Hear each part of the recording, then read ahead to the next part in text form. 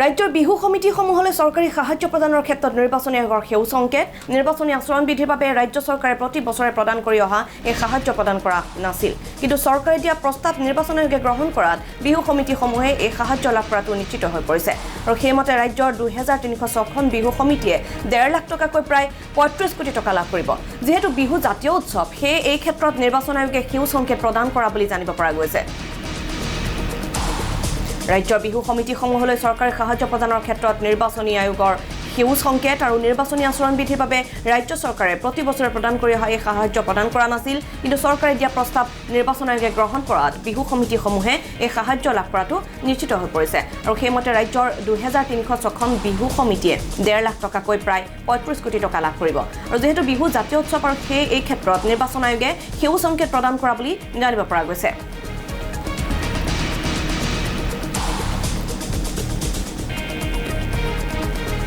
নিশ্চয় মানে ভাল খবৰ কাৰণ আজি কিছুদিন আগতে আমাৰ মাননীয় মুখ্যমন্ত্ৰী হিমন্ত বিশ্ব শৰ্মা ডাঙৰীয়াই তেওঁ সংবাদমেলযোগে কৈছিলে যে যদি এইটো আমি নিৰ্বাচন আয়োগৰ ওচৰত দিছোঁ যদি তেওঁলোকৰ পৰা যেতিয়া আমি মানে অনুমতি পাম তেতিয়া আমি এইটো আমি ক'ব পাৰিম আৰু যদি আমি নোৱাৰোঁ আমি বিহুৰ পিছত হ'লেও দিম কিন্তু আজি তেওঁ কৈছে যে এইটো আমাক নিৰ্বাচন আয়োগে এইটো অনুমতি প্ৰদান কৰিছে গতিকে এই 1.5 লাখ টকাটো তেওঁলোকে মানে অসম চৰকাৰে মোকলাই দিব এইটো প্ৰতিখন বিহুতলীৰ বাবে এইটো ভাল খবৰ কাৰণ আমাৰ যিহেতু এইবাৰ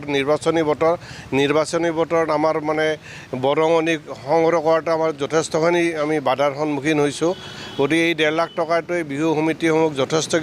যথেষ্টখিনি উপকৃত কৰিব আমি বহুত সুখী বহুত ভাল পাইছোঁ আজি আমি বহুত বছৰ ধৰি বিহুখন পাতি আহিছোঁ এইবাৰ আমি পাতিম বুলি ভাবি আছোঁ পাতিমেই কিন্তু মাজতে শুনিছিলোঁ মানে এইবাৰ আমাৰ এইটো অনুমোদনটো বন্ধ হৈ যাব বুলি পইচাটো কিন্তু আজি নিৰ্বাচন আয়োগে আৰু অসম চৰকাৰে আমাৰ এই যিটো হেৰিটো দি থকা সেইটো খুলি দিয়াৰ বাবে আমি অত্যন্ত সুখী হৈছোঁ আমি অসম চৰকাৰ লগতে নিৰ্বাচনী আয়োগক ধন্যবাদ প্ৰদান কৰিছোঁ আমি খুবেই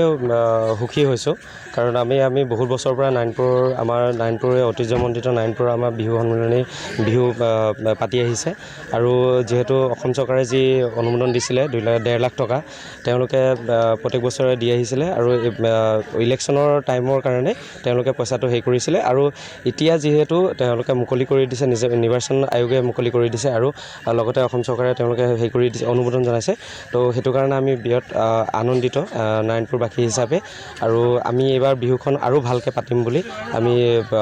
সমাজৰ আগত লগতে আমাৰ ৰাইজৰ আগত দায়বদ্ধতা বুলি আমি হেৰি কৰিছোঁ যোৱা বছৰ আমি অসম চৰকাৰ যিটো অনুদান লাভ কৰিছিলোঁ কিন্তু এই বছৰ আমি যি অনুদান দিছিলে সেইটো আমি পাম বুলি ভবা নাছিলোঁ কিন্তু আজি অতিকৈ আনন্দিত যে নিৰ্বাচনী আয়োগে অসম চৰকাৰ নিৰ্দেশনা জাৰি কৰিছে যে সেই 1.5 লাখ টকাটো দিবৰ কাৰণে অসম চৰকাৰ আৰু নিৰ্বাচনী আয়োগক ধন্যবাদ জনাইছোঁ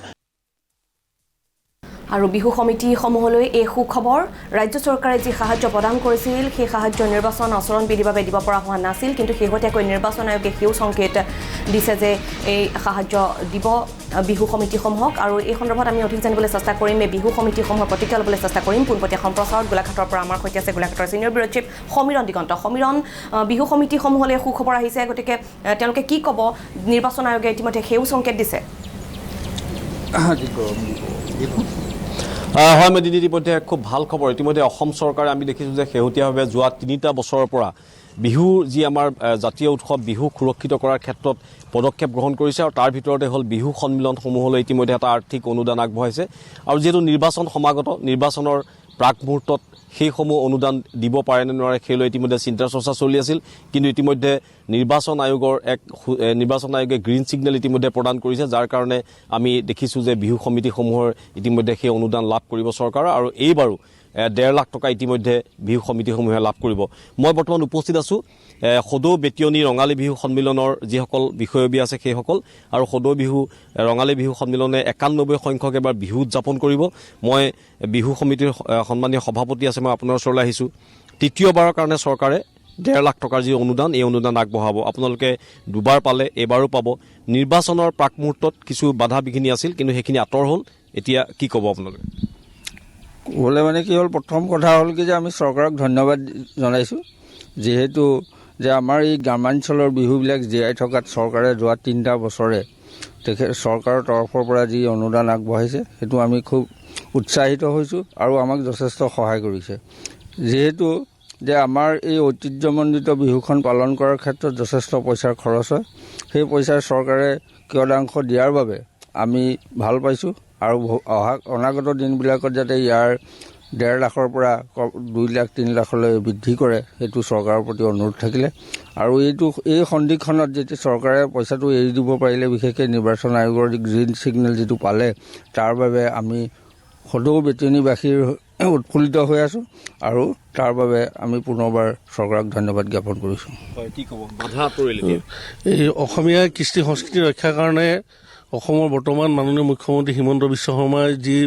আদৰণীয় পদক্ষেপ গ্ৰহণ কৰি আহিছে, সেইটো সঁচাকৈ আদৰণীয় পদক্ষেপ বুলি আমি ক'ব বিচাৰোঁ। যে বিগত 2 বছৰে সদৌ বেতিয়নী ৰঙালী বিহু সন্মিলনক চৰকাৰৰ ফালৰ পৰা আৰ্থিক অনুদান আগবঢ়াইছিল। এইবাৰো আমি আশা কৰিছোঁ যে চৰকাৰে এই অনুদান আগবঢ়াব। আৰু লগতে কিছুদিনৰ পৰা আমি শুনি আছিলোঁ যে কোড অফ কণ্ডাক্ট হৈ থকাৰ কাৰণে, নিৰ্বাচনী বিধি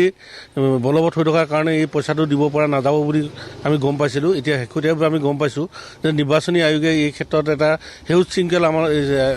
ইতিমধ্যে আগবঢ়াইছে। আমি নিৰ্বাচনী আয়োগকো এই হেৰিতে আমি ধন্যবাদ জ্ঞাপন কৰিছোঁ যে ৰঙালী বিহু লেখীয়া এটা বিহু, অসমীয়াৰ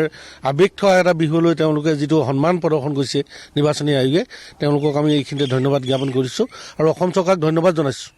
যে, আৰু আহ্বান জনাইছোঁ যে বিগত আহিব লগা এই অসমীয়া সমাজ জীৱনৰ লগত জড়িত এই অনুষ্ঠানবিলাকৰ ক্ষেত্ৰত অসম চৰকাৰে অৰ্থনৈতিকভাৱে আজি যেনেধৰণে সহায় কৰি আহিছে, অনাগত দিনত তাতকৈ অধিক শক্তিশালীভাৱে সহায় কৰিবৰ কাৰণে আমি আহ্বান জনাইছোঁ।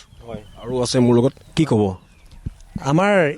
এই সদৌ বেতিয়নী ৰঙালী বিহু সন্মিলন 1934 চনতে যিখন প্ৰতিষ্ঠা হৈছিলে, অসমৰ এখন গৌৰৱোজ্জ্বল বুলি কৈছোঁ। কাৰণ ধৰক ব্ৰিটিছৰ দিনত বহুত প্ৰতিকূল বাধা নেওচি আমাৰ যিসকল বোপা ককাই এইখন প্ৰতিষ্ঠা কৰিছিলে, গতিকে এই বিহু সন্মিলনখনে এটা সুকীয়া অস্তিত্ব আছে। প্ৰতিকূল নেওচি চাওকচোন, তেতিয়া মানে ইংৰাজ চিপাহীৰ মানে চকুত ধূলি মাৰিও এই বিহু সন্মিলনখন প্ৰতিষ্ঠা কৰিছিলে। গতিকে এই বিহু সন্মিলনখনৰ যিটো আমাৰ অস্তিত্ব, তাৰ মূল্যটো বৰ্তমান চৰকাৰে অনুভৱ কৰাটো উচিত। আৰু লগতে এই আৰ্থিক সাহায্য যিটো প্ৰদান কৰিছে তাৰ কাৰণেতো ধন্যবাদ থাকিল। আমি ইতিমধ্যে সেইটো কৈছোঁৱেই, চৰকাৰলৈ সেইটো আমাৰ ধন্যবাদ থাকিল। আৰু লগতে এইটো জনাইছোঁ যে এই বিহু সন্মিলনখনৰ যিটো অস্তিত্ব, সেইটো যদি চৰকাৰে অনুভৱ কৰে তেতিয়া আমি আৰু সুখী হ'ম। এইটো অকল আমাৰ বেতিয়নীবাসী বুলিয়েই নহয়, সদৌ অসমৰ কাৰণে গৌৰৱৰ কথা। গতিকে এই আৰ্থিক সাহায্য দিয়াৰ বাবে আমাৰ চৰকাৰলৈ যথেষ্ট মানে ধন্যবাদ আৰু কৃতজ্ঞতা আমি জ্ঞাপন কৰিছোঁ। আৰু গত বৰ্ষত যিদৰে আমি প্ৰতিষ্ঠা কৰি আহিছোঁ, তাতোতকৈ আৰু গৌৰৱোজ্জ্বল আৰু অধিক সতেজভাৱে যাতে বিহু সন্মিলনখনি আমি উদযাপন কৰিব পাৰোঁ, অসমত যাতে এইখন জাকত জিলিকা হৈ থাকে, সদৌ ধৰক মানে বেতিয়নী এই বিহু সন্মিলনখনি গোটেই বিশ্বত সাৰ্বজনীন যাতে হয়, আমি সেইটোৱে কামনা কৰিছোঁ। আৰু ইয়াত আমাৰ কেইটা দিশ সামৰি লোৱা হৈছে, যিহেতু ধৰক কলা সংস্কৃতি বিহুৰ লগতে আমাৰ খেলা ধূলা শিক্ষা সাহিত্য এটাকেইটা দিশ আছে। এটাকেইটা দিশৰ ওপৰত লক্ষ্য ৰাখিহে আমি সেইটো অলপ পৰিসৰটো বহলভাৱে ধৰিবলৈ আগবাঢ়িছোঁ। আৰু ইয়াত আমাৰ এতিয়া আৰু এটা কাৰ্যসূচী আছে, খেলা ধূলাৰ যিটো কাৰ্যসূচী। এইবাৰ আমাৰ যিখিনি আগৰ পুৰণি পদ্ধতিৰে খেল হয়, ধৰক ৰছী টনা খেল আমাৰ বিভিন্ন চুবুৰীৰ মাজত, সেইটো হ'ব। এইটো মানে এটা নৱপ্ৰজন্মৰ কাৰণে এটা ভাল চৰ্চা হ'ব। মই আৰু আছে অকণমান, কি ক'ব? ইতিমধ্যে বাধা আঁতৰিল, পইচা আপোনালোকে লাভ কৰিব। আটাইতকৈ পুৰণি বিহু অসমৰ আমাৰ বেতিয়নী, এই সদৌ বেতিয়নী ৰঙালী বিহু সন্মিলনখনি 1934 চনতে ইয়াত স্থাপিত হৈছে। তেতিয়াৰ পৰা আজি বৰ্তমানলৈকে বিহু সন্মিলনখন আমাৰ সদৌ বেতিয়নী ৰাইজে জীয়াই ৰাখিবলৈ চেষ্টা কৰিছে। আৰু যিহেতু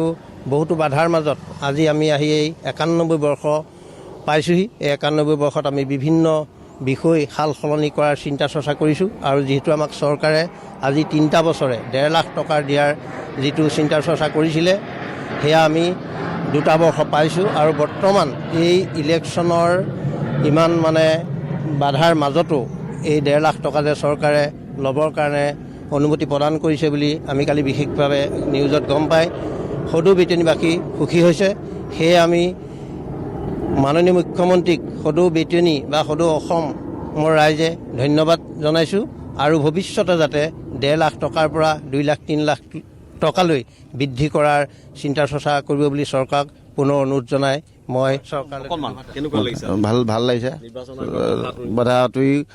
আমাক এই পইচাটো যে এৰি দিব খুজিছে, সেইকাৰণে আমাৰ ভালেই লাগিছে। সদৌ বেতিয়নী ৰাইজে সন্তোষ প্ৰকাশ কৰিছে। গুৰুত্বপূৰ্ণ কথা মেদিনী, ইতিমধ্যে বেতিয়নীবাসী উৎফুল্লিত হৈ পৰিছে নিৰ্বাচন আয়োগৰ এই বাধাৰ আঁতৰি যোৱাৰ পিছতে।